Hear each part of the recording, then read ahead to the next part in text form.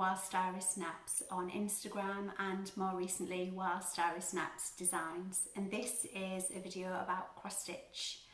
I've been watching Flosstube for more than 3 years now, and for that whole time I've had every intention of making my own videos but just never got around to it.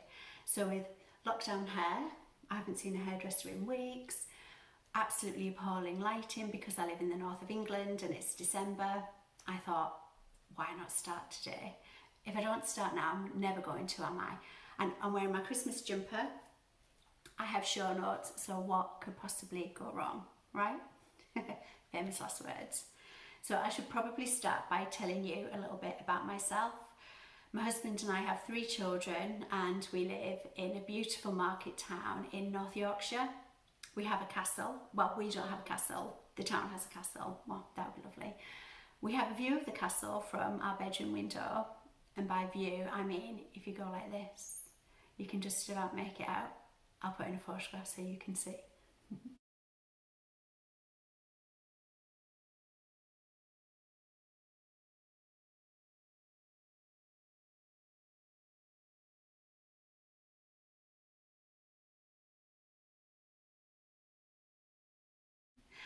I've been stitching for more than 30 years.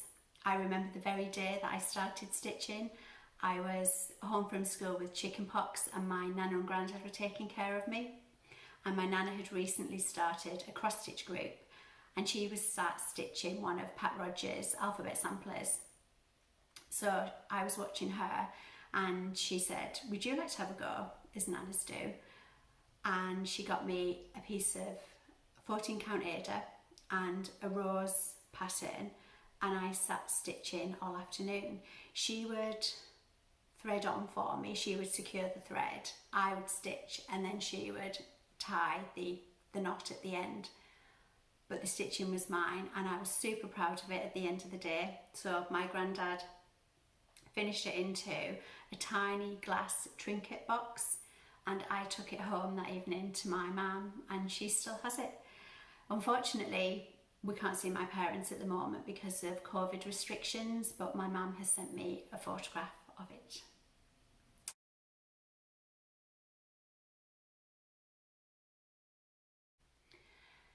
So that was the mid to late 80s, and in the UK we couldn't really get a lot of charts or fabric or threads in the UK.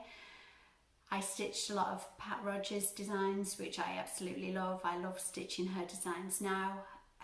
Leisure arts, leaflets, and then my nana got us into, I wonder if there are any stitchers out there who remember these, sweet suspensions, or as my nana called them, sweet sensations. We stitched dozens and dozens of these things. We stitched them for church fetes, as gifts. We sold a lot for charity. My nana and I would stitch them and my granddad finished them with the lace and the bells. You had to clamp them as well, they had to be glued. And I don't have one to show you, we literally gave them all away. And then I discovered Lavender and Lace charts, and in fact I shared one of my Lavender and Lace finishes on my Instagram this week. I still absolutely love him, Santa of the Forest, and he comes out every year. Apologies for the glare, the sun's come out. I even stitched my name and the title of the chart there. Unfortunately, he has to come out of this frame. He was stuck onto sticky board. God, I love the 90s. So I want to take him out, lace him. The frame will have to be reduced and then my husband will reframe him. But yeah, still love him. And then in 1994, I moved to Barrington, Illinois. And oh my goodness, I was like a child in a sweet shop. The charts, the fabrics, oh. And I saw my first ever Mirabilia. And while I was there, I stitched a few Mirabilia. In fact, I've got one here to show you. I want to show you them all, but obviously it's my first video. I've got to pace myself. This is Damask Roses. I stitched her in 1995 and she was framed probably that year, and it hasn't dated. I still absolutely love this frame.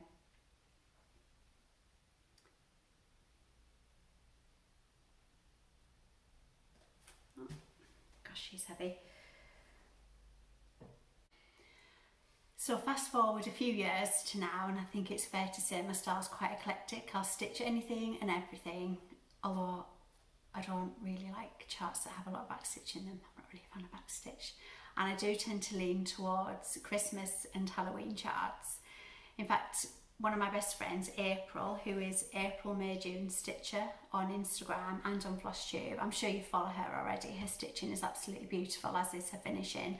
But she and I decided that in 2020 we were going to stitch an ornament a month from the Just Cross Stitch Christmas edition magazines. And I think it's fair to say it was pretty unsuccessful for both of us, but I did manage to get some done, so I'm going to show you those now.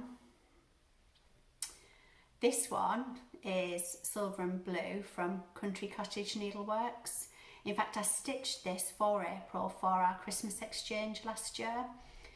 We do 3 exchanges a year, a Christmas one, a Halloween one and a birthday one, because we share the same April 4th birthday, although I'm a year older. I'll get that in before she does. So stitched it for April on the natural linen and really liked it, so I thought I'm going to try that on black for myself. It wasn't easy stitching on the black, but I'm pleased with how it turned out. I don't know what the linen is, unfortunately. It was just a little scrap in my stash, and then I stitched a present on the back with my initial there. And this one, I've seen a lot of stitchers stitch this one. It's absolutely beautiful. This is from Blackbird Designs. It's from the 2004 Christmas edition of the magazine. Don't think it has a title. And I stitched this on 30 count weeks, and the trim is Lady Creates. This one's a fairly recent finish. This is Little House Needleworks, Fresh Fallen Snow. I changed the threads. I used Weeks Parchment and Gentle Arts Dried Thyme, which is one of my favourite threads. I absolutely love that. And this was from the 2011 magazine.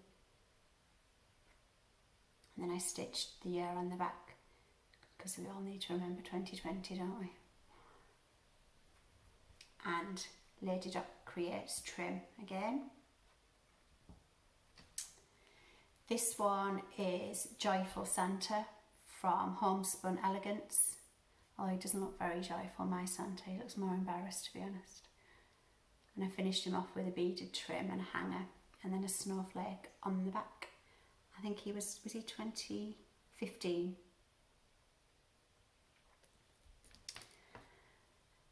This one, I hope it shows up.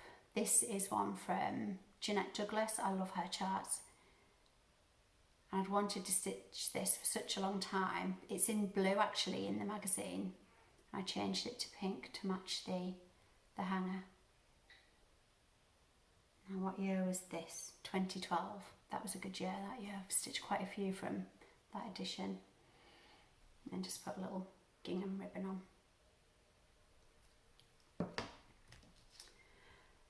And then, did a bird just hit the window then?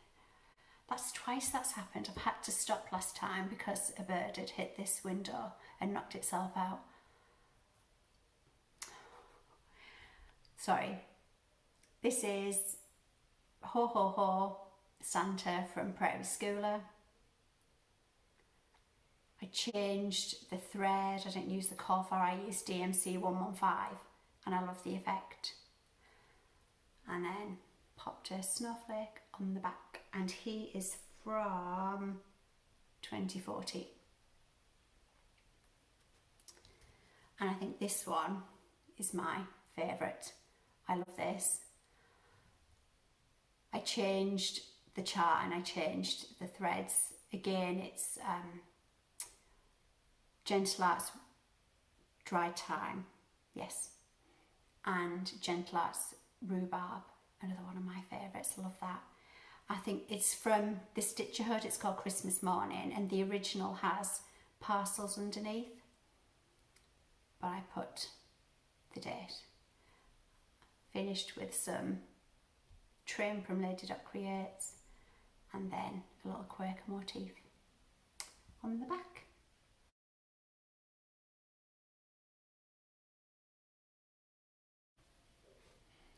The only other Christmas finish I have is my first ever original design release, and this was or is offered as a freebie on my website, which is whilstirisnaps.com. This is All Is Calm,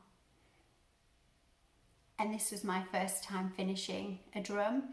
So I finished it as I would my Christmas ornaments, and I was super happy with the bottom. I was really pleased with the seam, but then when it got to the top, it went a little bit skew with, but nothing that a piece of chenille trim wouldn't hide. Oh. And I filled it with walnut shells. And as I said, this is a freebie from my website, and that's the chart you'll get.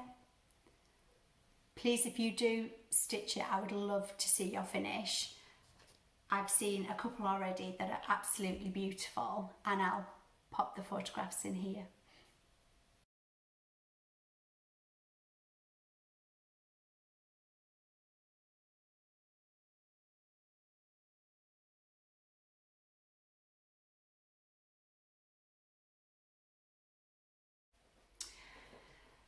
Let's talk reproduction samplers, shall we? So at the beginning of this year, I had absolutely no intention of reproducing samplers. The thought had never crossed my mind. And I think what set the wheels in motion really was I had spotted a sampler, Hannah Cummins, by With My Needle, Ellen Chester. And what drew me to this sampler was our eldest daughter, Iris. Her middle name is Hannah. She was named after my husband's nan. And Hannah Cummins was born in Stockton-on-Tees, which is the town that I was born in. The fact that a girl from my hometown had stitched a sampler, and one as beautiful as this, absolutely blew my mind. So I had to have it. And once I'd bought it, I started to do a little bit of research on Hannah Cummins and discovered that she was married in the same church that my great-great-grandparents were married in on my birthday. Was this meant to be?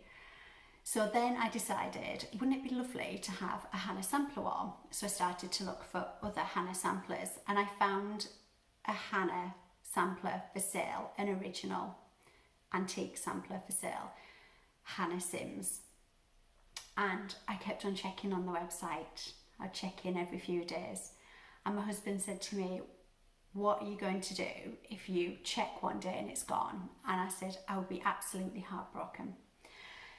Fast forward a week or so, and a huge box arrives at our door on my birthday, and it was Hannah Sims.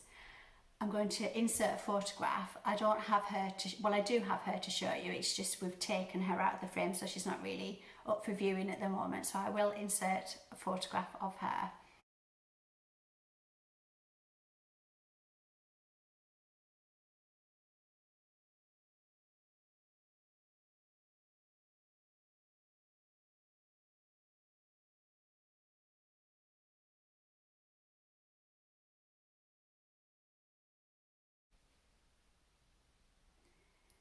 Isn't she gorgeous? And so that afternoon, my husband and I painstakingly removed Hannah from her frame. It was nailed in, just lots of rusty nails. And firstly uncovered an 1845 page from the Sunday Times, which was a fascinating read. And then when we peeled that away, we got to see the original colours. They were just stunning. I was shouting to my husband, it's a red house! And of course he was absolutely lost on him. So then I was thinking I would love to stitch Hannah, as beautiful as she is. I really like the faded colours, the coppers and the creams and the browns. I'd really like to stitch her with the original colours. So could I chart that myself? So I did. And before I managed to get her stitched, another sampler caught my eye. I found Miss Emily Harben. And this is her here. And in fact, this was the first ever release from Whilst Iris Snaps Designs. Miss Emily Harben, whatever you dislike in another person, take care to correct in yourself. How true is that in 2020? I love the crowns, I love her verse, I love the eyelets, the four-sided stitch, which I'd never done before. And she'd stitch on 44 count with 2 threads. Amazing. And the family history as well, when I did the research, oh my goodness.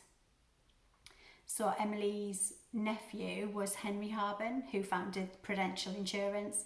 Her great nephew was Neville Chamberlain, British Prime Minister. She had links to the Bronte sisters, to Queen Victoria. Just an absolutely fascinating history. And rather unusually, she emigrated to New Zealand in the 1870s with her 2 sons. So I've been in touch with direct descendants of hers in New Zealand who were thrilled to see her sampler, I'm pleased to say.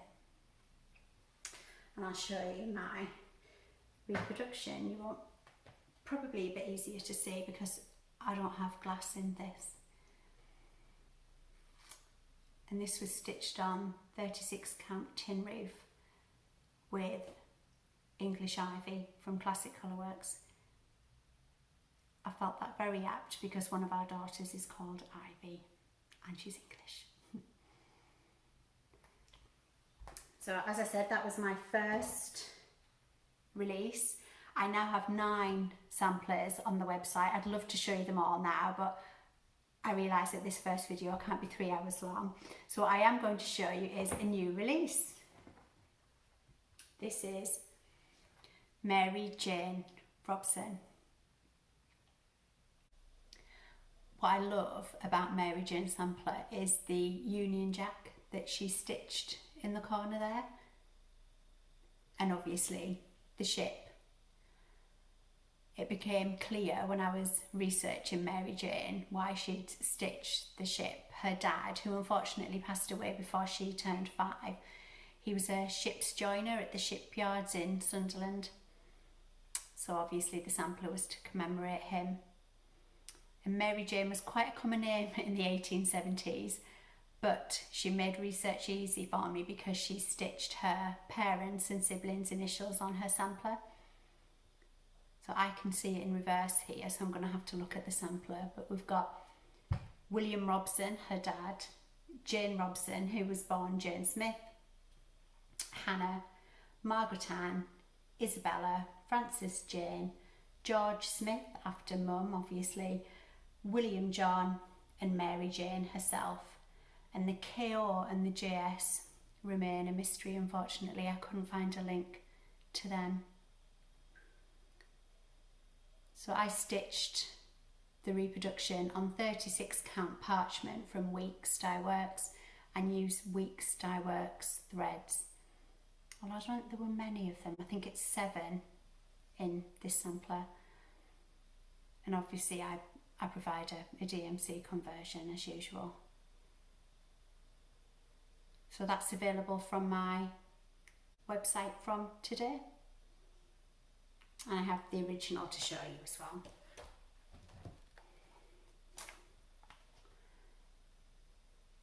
There you go. There's her little Union Jack. She's stitching another one actually in a different colourway up here. So that's probably a good place to wrap up my first video. Now, if my 3 children are watching this, see, Mum managed to get through without doing her laugh. Before I did the video, I said to my 3 angels, have you got any advice for Mum? and they said, just be yourself, Mum, which I thought was so lovely. And then my son said, but don't do your embarrassing laugh. And the other two chipped in, oh yes, Mum, don't do your embarrassing laugh. So I managed to get through the video without doing my embarrassing laugh, but can't promise it won't make an appearance in video number 2. So with that, thank you for joining me, and I hope to see you again soon. Bye.